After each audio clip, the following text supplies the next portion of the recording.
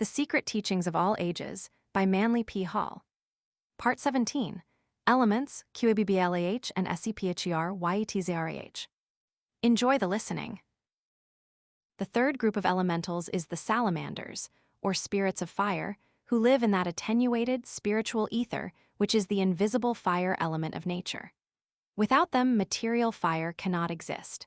A match cannot be struck, nor will flint and steel give off their spark without the assistance of a salamander, who immediately appears, so the medieval mystics believed, evoked by friction. Man is unable to communicate successfully with the salamanders, owing to the fiery element in which they dwell, for everything is resolved to ashes that comes into their presence. By specially prepared compounds of herbs and perfumes, the philosophers of the ancient world manufactured many kinds of incense. When incense was burned, the vapors which arose were especially suitable as a medium for the expression of these elementals, who, by borrowing the ethereal effluvium from the incense smoke, were able to make their presence felt. The salamanders are as varied in their grouping and arrangement as either the Undines or the Gnomes. There are many families of them, differing in appearance, size, and dignity. Sometimes the salamanders were visible as small balls of light. Paracelsus says, "Salamanders have been seen in the shapes of fiery balls, or tongues of fire, running over the fields or peering in houses." Medieval investigators of the nature spirits were of the opinion that the most common form of salamander was lizard-like in shape, a foot or more in length, and visible as a glowing eurydiela, twisting and crawling in the midst of the fire. Another group was described as huge flaming giants in flowing robes, protected with sheets of fiery armor. Certain medieval authorities, among them the Abbé de Villers, held that Zarathustra, Zoroaster, was the son of Vesta, believed to have been the wife of Noah, and the great salamander Oromazes. Hence, from that time onward, undying fires have been maintained upon the Persian altars in honor of Zarathustra's flaming father. One most important subdivision of the salamanders was the Achnisi. These creatures appeared only as indistinct globes. They were supposed to float over water at night, and occasionally to appear as forks of flame on the masts and rigging of ships, St. Elmo's fire. The salamanders were the strongest and most powerful of the elementals, and had as their ruler a magnificent flaming spirit called Jinn, terrible and awe-inspiring in appearance. The salamanders were dangerous, and the sages were warned to keep away from them, as the benefits derived from studying them were often not commensurate with the price paid. As the ancients associated heat with the south, this corner of creation was assigned to the salamanders as their throne, and they exerted special influence over all beings of fiery or tempestuous temperament. In both animals and men, the salamanders work through the emotional nature by means of the body heat, the liver, and the bloodstream. Without their assistance, there would be no warmth. While the sages said that the fourth class of elementals, or Sylphs, lived in the element of air, they meant by this not the natural atmosphere of the earth, but the invisible, intangible, spiritual medium, an ethereal substance similar in composition to our atmosphere, but far more subtle. In the last discourse of Socrates, as preserved by Plato in his Phaedo, the condemned philosopher says, "And upon the earth are animals and men, some in a middle region, others dwelling about the air as we dwell about the sea. Others in islands which the air flows round, near the continent. And in a word, the air is used by them as the water and the sea are by us, and the ether is to them what the air is to us. Moreover, the temperament of their seasons is such that they have no disease, Paracelsus disputes this, and live much longer than we do, and have sight and hearing and smell, and all the other senses, in far greater perfection, in the same degree that air is purer than water or the ether than air. Also they have temples and sacred places in which the gods really dwell, and they hear their voices and receive their answers, and are conscious of them and hold converse with them, and they see the sun, moon, and stars as they really are, and their other blessedness is of a piece with this. While the Sylphs were believed to live among the clouds, and in the surrounding air, their true home was upon the tops of mountains." In his editorial notes to the Occult Sciences of Salvert, Anthony Todd Thompson says, "The fays and fairies are evidently of Scandinavian origin, although the name of fairy is supposed to be derived from, or rather is a modification of the Persian peri, an imaginary benevolent being, whose province it was to guard men from the maledictions of evil spirits. but with more probability, it may be referred to the Gothic fagr, as the term elves is from alpha, the general appellation for the whole tribe. If this derivation of the name of fairy be admitted, we may date the commencement of the popular belief in British fairies to the period of the Danish conquest. They were supposed to be diminutive aerial beings, beautiful, lively, and beneficent in their intercourse with mortals, inhabiting a region called Fairyland, Alfheiner. Commonly appearing on Earth at intervals, when they left traces of their visits in beautiful green rings, where the dewy sward had been trodden in their moonlight dances. To the Sylphs, the ancients gave the labor of modeling the snowflakes and gathering clouds.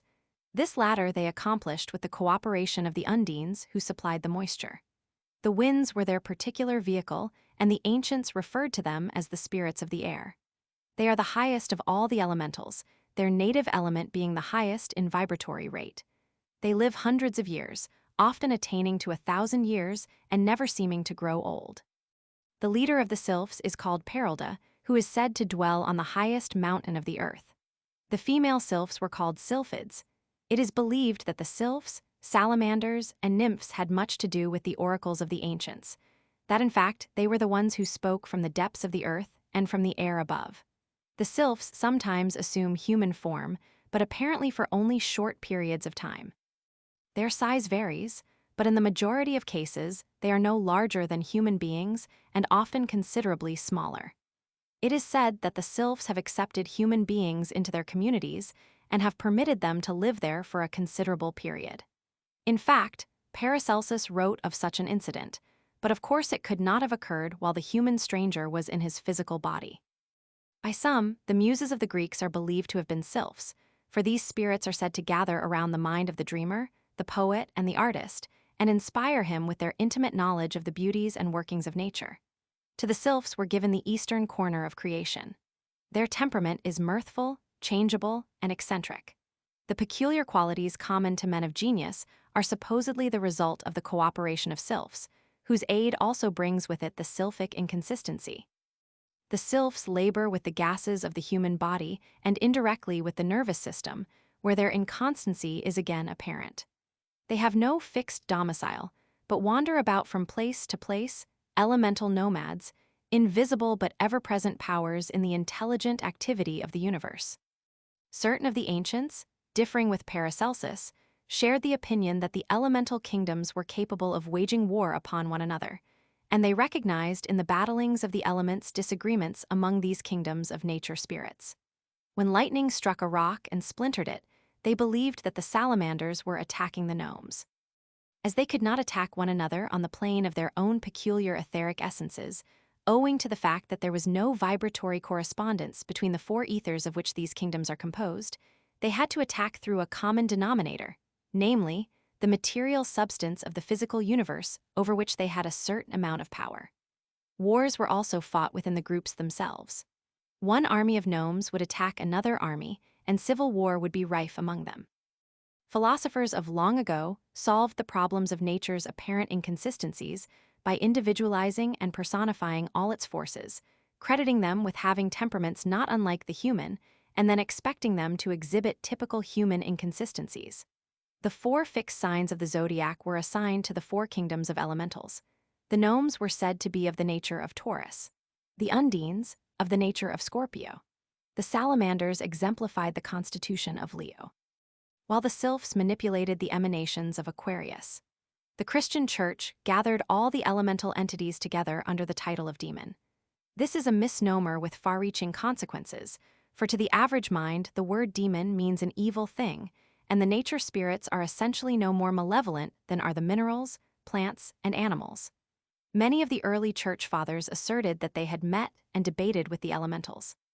As already stated, the nature spirits are without hope of immortality, although some philosophers have maintained that in isolated cases immortality was conferred upon them by adepts and initiates who understood certain subtle principles of the invisible world. As disintegration takes place in the physical world, so it takes place in the ethereal counterpart of physical substance. Under normal conditions at death, a nature spirit is merely resolved back into the transparent primary essence from which it was originally individualized. Whatever evolutionary growth is made is recorded solely in the consciousness of that primary essence, or element, and not in the temporarily individualized entity of the elemental. Being without man's compound organism and lacking his spiritual and intellectual vehicles, the nature spirits are subhuman in their rational intelligence. But from their functions, limited to one element, has resulted a specialized type of intelligence far ahead of man in those lines of research peculiar to the element in which they exist. The terms incubus and succubus have been applied indiscriminately by the Church Fathers to elementals. The incubus and succubus, however, are evil and unnatural creations, whereas elementals is a collective term for all the inhabitants of the four elemental essences. According to Paracelsus, the incubus and succubus, which are male and female respectively, are parasitical creatures subsisting upon the evil thoughts and emotions of the astral body. These terms are also applied to the superphysical organisms of sorcerers and black magicians. While these larvae are in no sense imaginary beings, they are, nevertheless, the offspring of the imagination. By the ancient sages, they were recognized as the invisible cause of vice, because they hover in the ethers surrounding the morally weak and continually incite them to excesses of a degrading nature. For this reason, they frequent the atmosphere of the dope den, the dive, and the brothel, where they attach themselves to those unfortunates who have given themselves up to iniquity. By permitting his senses to become deadened through indulgence in habit-forming drugs or alcoholic stimulants, the individual becomes temporarily en rapport with these denizens of the astral plane. The houris seen by the hashish or opium addict and the lurid monsters which torment the victim of delirium tremens are examples of submundane beings, visible only to those whose evil practices are the magnet for their attraction. Differing widely from the elementals and also the incubus and succubus is the vampire, which is defined by Paracelsus as the astral body of a person either living or dead, usually the latter state. The vampire seeks to prolong existence upon the physical plane by robbing the living of their vital energies and misappropriating such energies to its own ends. In his Duentes Spirituali, Paracelsus writes thus of these malignant beings: a healthy and pure person cannot become obsessed by them, because such larvae can only act upon men if the latter make room for them in their minds. A healthy mind is a castle that cannot be invaded without the will of its master. But if they are allowed to enter, they excite the passions of men and women, they create cravings in them, they produce bad thoughts which act injuriously upon the brain. They sharpen the animal intellect and suffocate the moral sense. Evil spirits obsess only those human beings in whom the animal nature is predominating. Minds that are illuminated by the spirit of truth cannot be possessed. Only those who are habitually guided by their own lower impulses may become subjected to their influences. A strange concept, and one somewhat at variance with the conventional, is that evolved by the Count de Gabalis concerning the Immaculate Conception, namely, that it represents the union of a human being with an elemental. Among the offspring of such unions, he lists Hercules, Achilles, Aeneas, Theseus, Melchizedek, the divine Plato, Apollonius of Tyana, and Merlin the magician. The art of healing was originally one of the secret sciences of the priestcraft, and the mystery of its source is obscured by the same veil which hides the genesis of religious belief. All higher forms of knowledge were originally in the possession of the sacerdotal castes. The temple was the cradle of civilization.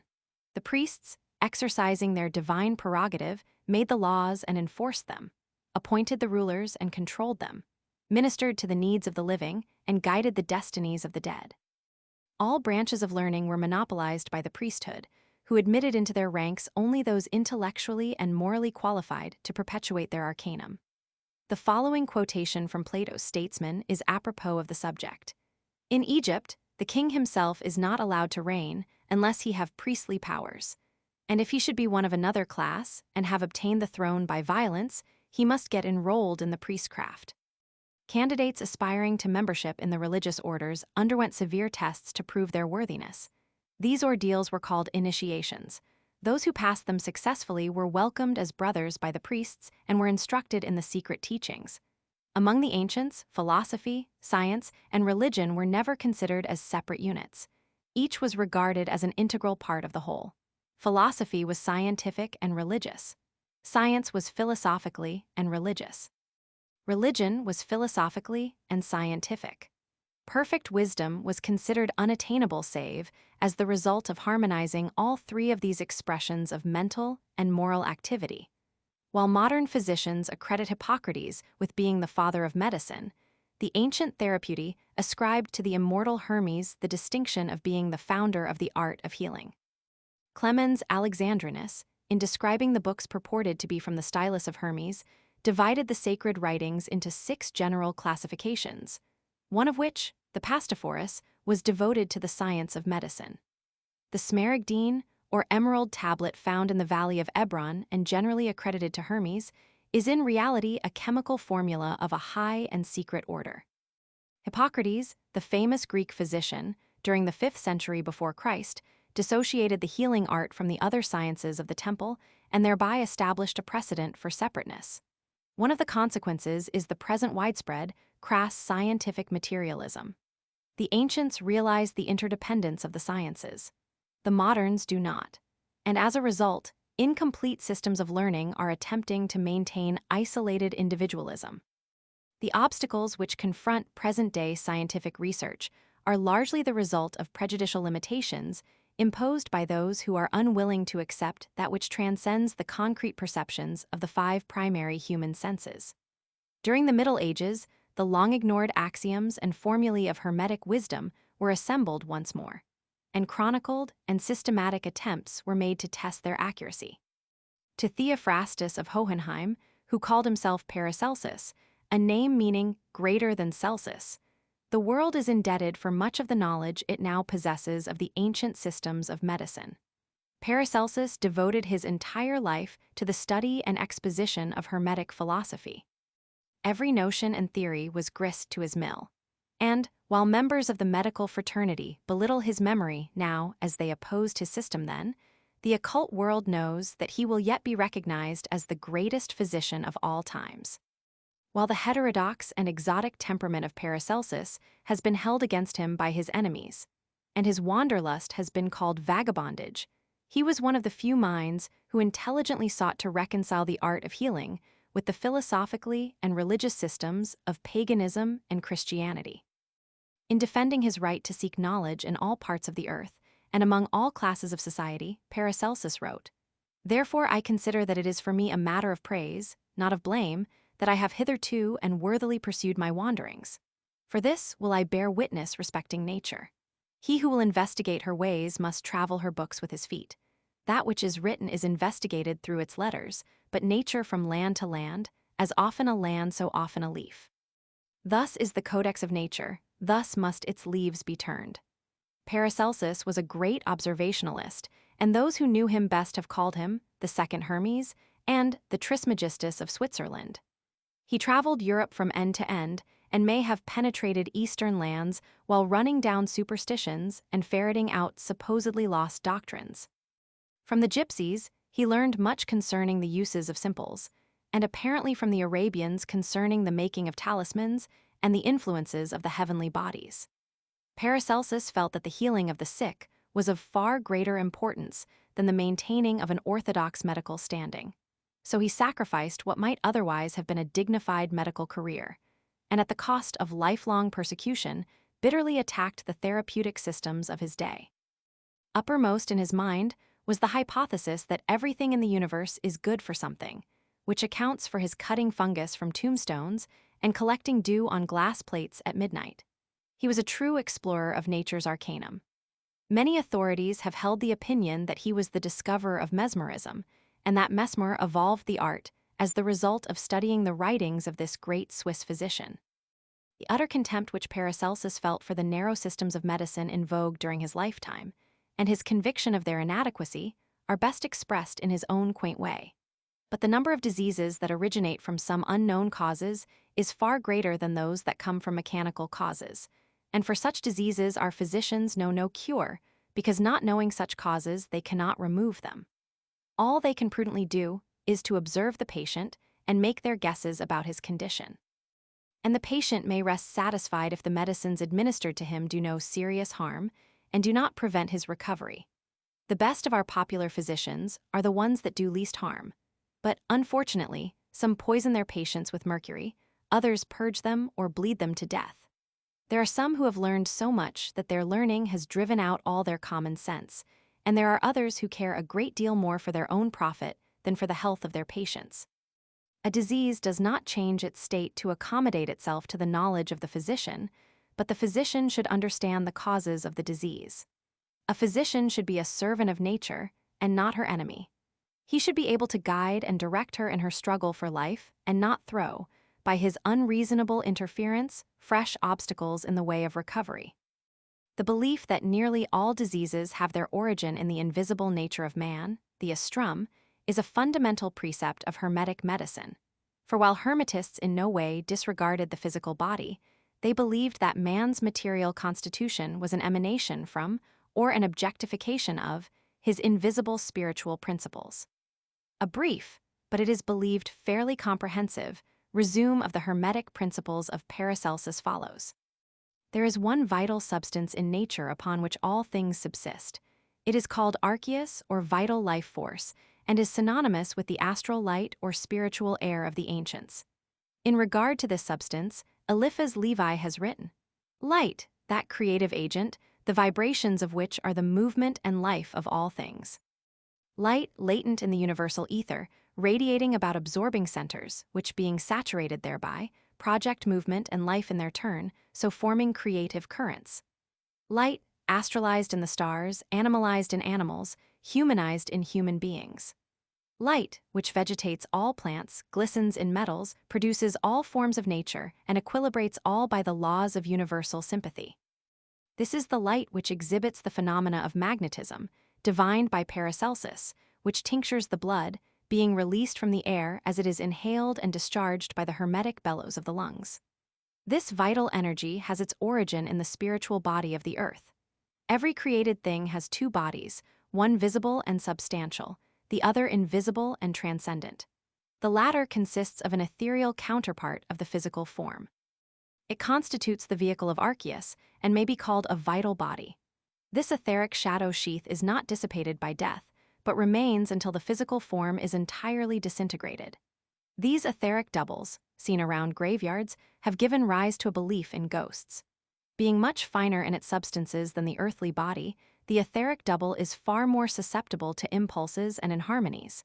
It is derangements of this astral light body that cause much disease. Paracelsus taught that a person with a morbid mental attitude could poison his own etheric nature, and this infection, diverting the natural flow of vital life force, would later appear as a physical ailment. All plants and minerals have an invisible nature composed of this archeus, but each manifests it in a different way. Concerning the astral light bodies of flowers, James Gaffarel in 1650 wrote the following: "I answer that though they be chopped in pieces, brayed in a mortar, and even burnt to ashes, yet do they nevertheless retain, by a certain secret and wonderful power of nature, both in the jice and in the ashes, the self-same form and figure that they had before.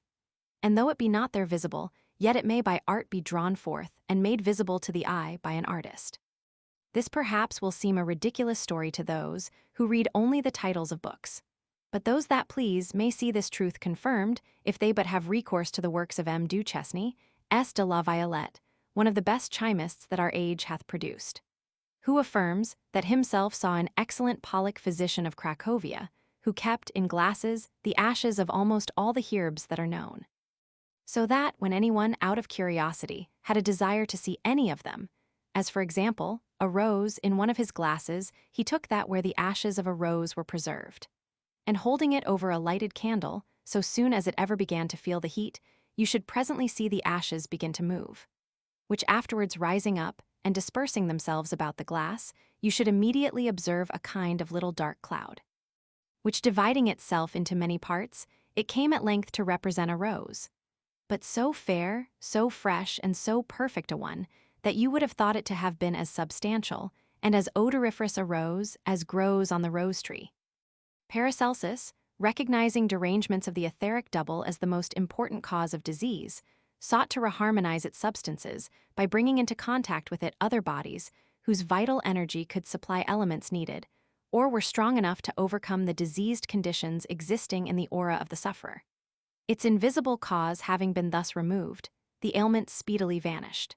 The vehicle for the arceus, or vital life force, Paracelsus called the mumia. A good example of a physical mumia is vaccine, which is the vehicle of a semi-astral virus. Anything which serves as a medium for the transmission of the arceus, whether it be organic or inorganic, truly physical or partly spiritualized, was termed a mumia. The most universal form of the mumia was ether, which modern science has accepted as a hypothetical substance serving as a medium between the realm of vital energy and that of organic and inorganic substance.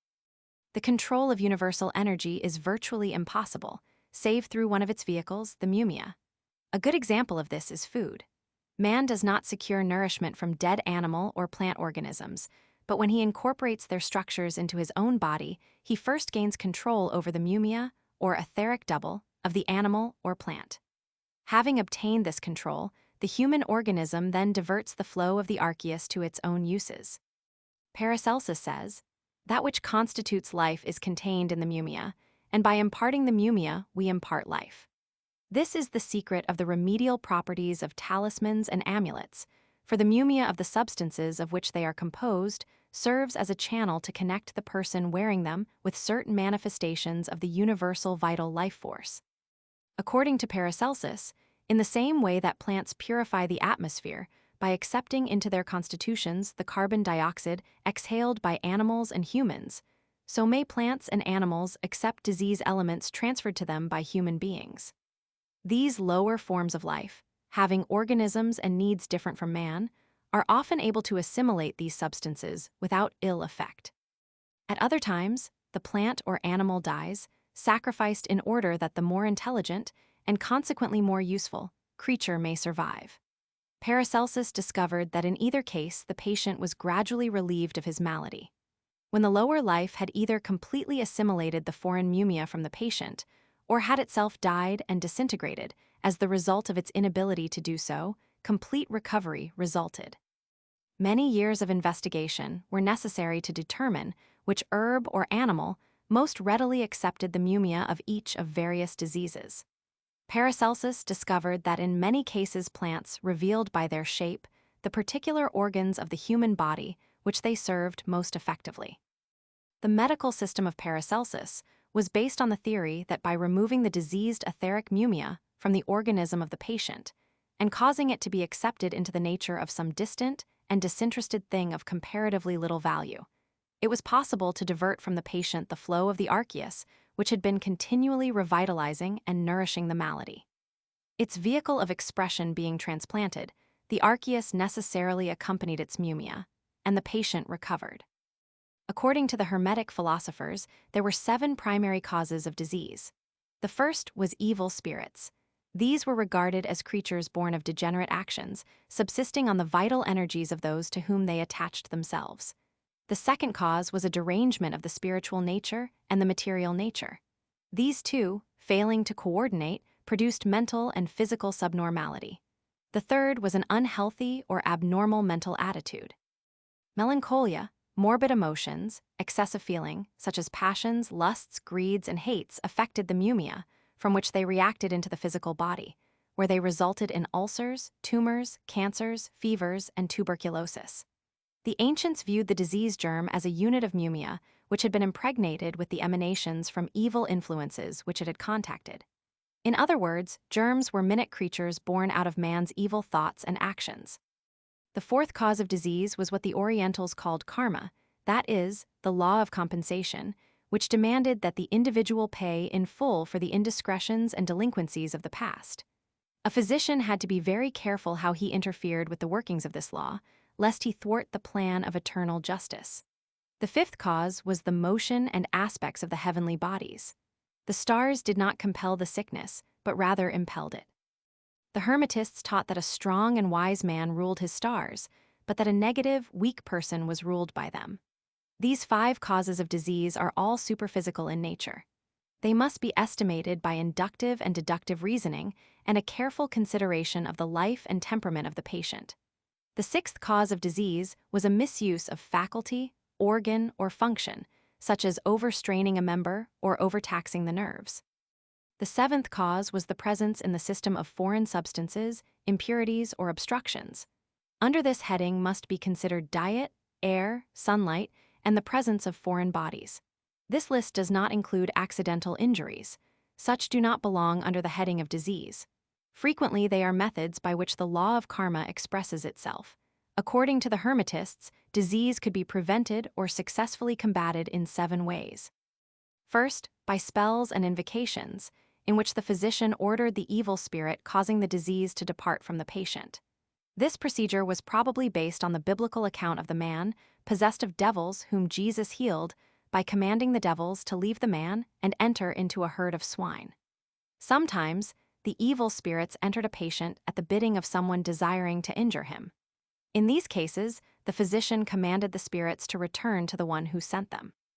It is recorded that in some instances, the evil spirits departed through the mouth in the form of clouds of smoke, sometimes from the nostrils as flames. It is even averred that the spirits might depart in the form of birds and insects. The second method of healing was by vibration. The inharmonies of the bodies were neutralized by chanting spells and intoning the sacred names or by playing upon musical instruments and singing.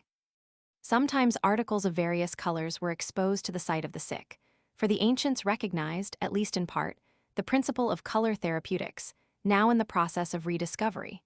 The third method was with the aid of talismans, charms, and amulets. The ancients believed that the planets controlled the functions of the human body, and that by making charms out of different metals, they could combat the malignant influences of the various stars. Thus, a person who is anemic lacks iron. Iron was believed to be under the control of Mars. Therefore, in order to bring the influence of Mars to the sufferer, around his neck was hung a talisman made of iron and bearing upon it certain secret instructions reputed to have the power of invoking the spirit of Mars. If there was too much iron in the system, the patient was subjected to the influence of a talisman composed of the metal corresponding to some planet having an antipathy to Mars. This influence would then offset the Mars energy and thus aid in restoring normality. The fourth method was by the aid of herbs and simples. While they used metal talismans, the majority of the ancient physicians did not approve of mineral medicine in any form for internal use. Herbs were their favorite remedies. Like the metals, each herb was assigned to one of the planets. Having diagnosed by the stars the sickness and its cause, the doctors then administered the herbal antidote. The fifth method of healing disease was by prayer. All ancient peoples believed in the compassionate intercession of the deity for the alleviation of human suffering. Paracelsus said that faith would cure all disease. Few persons, however, possess a sufficient degree of faith. The sixth method, which was prevention rather than cure, was regulation of the diet and daily habits of life. The individual, by avoiding the things which caused illness, remained well. The ancients believed that health was the normal state of man.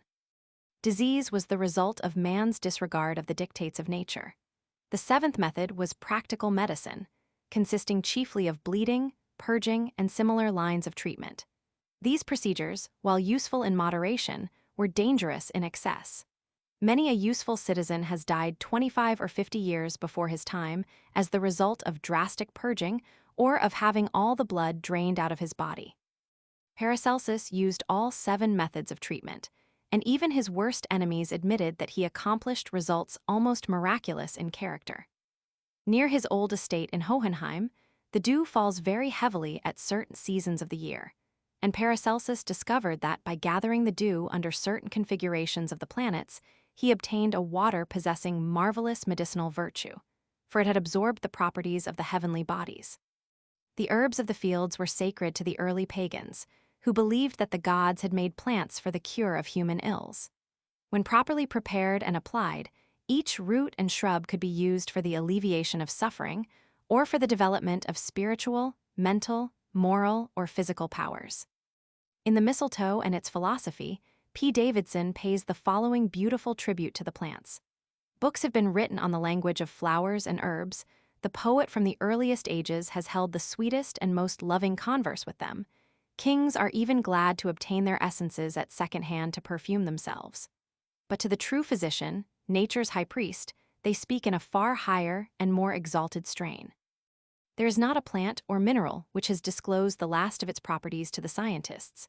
How can they feel confident that for every one of the discovered properties, there may not be many powers concealed in the inner nature of the plant? Well, have flowers been called the stars of earth, and why should they not be beautiful? Have they not from the time of their birth smiled in the splendor of the sun by day, and slumbered under the brightness of the stars by night? Have they not come from another and more spiritual world to our earth, seeing that God made every plant of the field before it was in the earth, and every herb of the field before it grew? Many primitive peoples used herbal remedies, with many remarkable cures. The Chinese, Egyptians, and American Indians cured with herbs diseases for which modern science knows no remedy. Dr. Nicholas Culpeper, whose useful life ended in 1654, was probably the most famous of herbalists.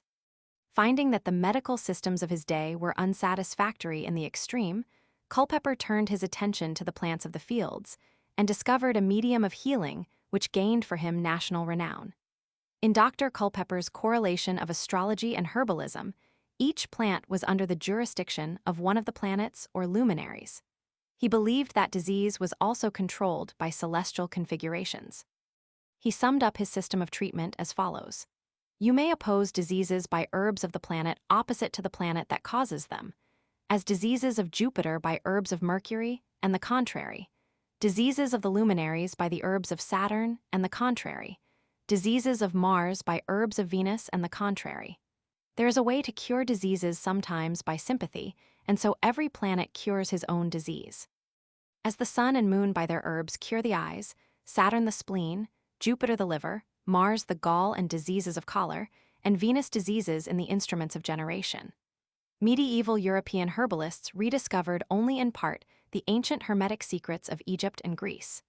These earlier nations evolved the fundamentals of nearly all modern arts and sciences. At that time, the methods used in healing were among the secrets imparted to initiates of the mysteries. Unctions, collyria, philters, and potions were concocted to the accompaniment of strange rites. The effectiveness of these medicines is a matter of historical record. Incenses and perfumes were also much used. Barrett in his Magus describes the theory on which they worked, as follows. 4. Because our spirit is the pure, subtle, lucid, airy, and unctuous vapor of the blood, nothing, therefore, is better adapted for collyriums than the like vapors which are more suitable to our spirit in substance. For then, by reason of their likeness, they do more stir up, attract, and transform the spirit. Poisons were thoroughly studied, and in some communities extracts of deadly herbs were administered to persons sentenced to death, as in the case of Socrates. The infamous Borgias of Italy developed the art of poisoning to its highest degree. Unnumbered brilliant men and women were quietly and efficiently disposed of by the almost superhuman knowledge of chemistry, which for many centuries was preserved in the Borgia family. Egyptian priests discovered herb extracts by means of which temporary clairvoyance could be induced, and they made use of these during the initiatory rituals of their mysteries. The drugs were sometimes mixed with the food given to candidates, and at other times were presented in the form of sacred potions, the nature of which was explained. Shortly after the drugs were administered to him, the neophyte was attacked by a spell of dizziness. He found himself floating through space, and while his physical body was absolutely insensible, being guarded by priests that no ill should befall it, the candidate passed through a number of weird experiences, which he was able to relate after regaining consciousness. In the light of present-day knowledge, it is difficult to appreciate an art so highly developed that by means of drafts, perfumes, and incenses, any mental attitude desired could be induced almost instantaneously. Yet such an art actually existed among the priestcraft of the early pagan world. Concerning this subject, H.P. Blavatsky, the foremost occultist of the 19th century, has written, "Plants also have like mystical properties in a most wonderful degree, and the secrets of the herbs of dreams and enchantments are only lost to European science, and useless to say, too, are unknown to it, except in a few marked instances, such as opium and hashish. Yet, the psychical effects of even these few upon the human system are regarded as evidences of a temporary mental disorder. The women of Thessaly and Epirus, the female hierophants of the rites of Sabazius, did not carry their secrets away with the downfall of their sanctuaries. They are still preserved, and those who are aware of the nature of soma know the properties of other plants as well. Herbal compounds were used to cause temporary clairvoyance in connection with the oracles, especially the one at Delphi. Words spoken while in these imposed trances were regarded as prophetic. Modern mediums, while under control as the result of partly self-imposed catalepsy, give messages somewhat similar to those of the ancient prophets, but in the majority of cases, their results are far less accurate, for the soothsayers of today lack the knowledge of nature's hidden forces. The mysteries taught that during the higher degrees of initiation, the gods themselves took part in the instruction of candidates, or at least were present, which was in itself a benediction. As the deities dwelt in the invisible worlds and came only in their spiritual bodies, it was impossible for the neophyte to cognize them without the assistance of drugs, which stimulated the clairvoyant center of his consciousness, probably the pineal gland. Many initiates in the ancient mysteries stated emphatically that they had conversed with the immortals and had beheld the gods. When the standards of the pagans became corrupted, a division took place in the mysteries. The band of truly enlightened ones separated themselves from the rest, and preserving the most important of their secrets, vanished without leaving a trace. The rest slowly drifted, like rudderless ships, on the rocks of degeneracy and disintegration. Some of the less important of the secret formulae fell into the hands of the profane, who perverted them, as in the case of the Bacchanalia, during which drugs were mixed with wine and became the real cause of the orgies. In certain parts of the earth, it was maintained that there were natural wells, springs, or fountains, in which the water, because of the minerals through which it coursed, was tinctured with sacred properties. Temples were often built near these spots, and in some cases, natural caves which chanced to be in the vicinity were sanctified to some deity.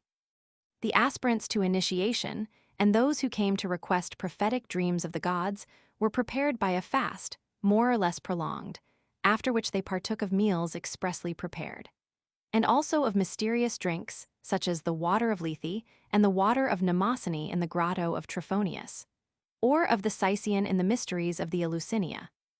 Different drugs were easily mixed up with the meats or introduced into the drinks, according to the state of mind or body into which it was necessary to throw the recipient, and the nature of the visions he was desirous of procuring. The same author states that certain sects of early Christianity were accused of using drugs for the same general purposes as the pagans. The sect of the Assassins, or the Yazidis as they are more generally known, demonstrated a rather interesting aspect of the drug problem. In the 11th century, this order, by capturing the fortress of Mount Alamont, established itself at Iraq. Hassan Sabbah, the founder of the order, known as the Old Man of the Mountain, is suspected of having controlled his followers by the use of narcotics. Hassan made his followers believe that they were in paradise, where they would be forever if they implicitly obeyed him while they were alive. De Quincey, in his Confessions of an Opium Eater, describes the peculiar psychological effects produced by this product of the poppy, and the use of a similar drug may have given rise to the idea of paradise, which filled the minds of the Yazidis. The philosophers of all ages have taught that the visible universe was but a fractional part of the whole, and that by analogy the physical body of man is in reality the least important part of his composite constitution. Most of the medical systems of today almost entirely ignore the superphysical man. They pay but scant attention to causes and concentrate their efforts on ameliorating effects. Paracelsus, noting the same proclivity on the part of physicians during his day, aptly remarked, "There is a great difference between the power that removes the invisible causes of disease and which is magic, and that which causes merely external effects to disappear, and which is physic, sorcery, and quackery. Disease is unnatural, and is evidence that there is a maladjustment within or between organs or tissues. Permanent health cannot be regained until harmony is restored. The outstanding virtue of Hermetic medicine was its recognition of spiritual and psychophysical derangements as being largely responsible for the condition which is called physical disease.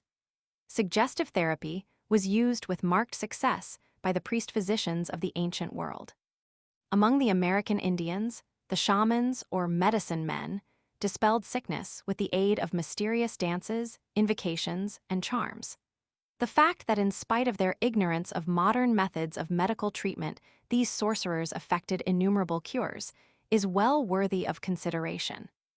The magic rituals used by the Egyptian priests for the curing of disease were based upon a highly developed comprehension of the complex workings of the human mind and its reactions upon the physical constitution. The Egyptian and Brahmin worlds undoubtedly understood the fundamental principle of vibrotherapeutics. By means of chants and mantras, which emphasized certain vowel and consonant sounds, they set up vibratory reactions which dispelled congestions and assisted nature in reconstructing broken members and depleted organisms. They also applied their knowledge of the laws governing vibration to the spiritual constitution of man.